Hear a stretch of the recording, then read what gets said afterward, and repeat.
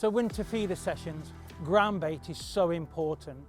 And one thing that I do like to do is have a look at the conditions of the water before I choose what ground bait I'm going to use.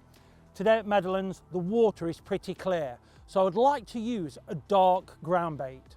The main reason why I like a dark ground bait on a clear lake is because it gives the fish confidence to sit on the bottom. If I was to use a really light coloured ground bait, it doesn't look very natural on the bottom.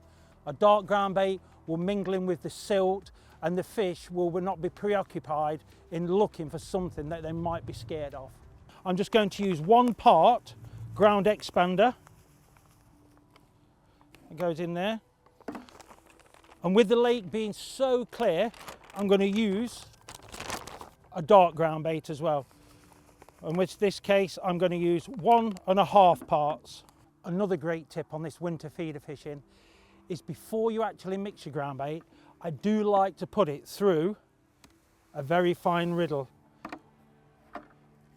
which will keep all the big bits that might fill the fish up out of the mix completely. The reason for doing this is I do believe that fish are so finicky in the winter time, and I want them feeding on the baits that I choose to put in and not what's already in the ground bait. The way I mix my ground bait in winter is totally different to how I do it in the summertime. In the summer, you can put plenty of water in it and the summer air will dry it out so you can add more water as you go.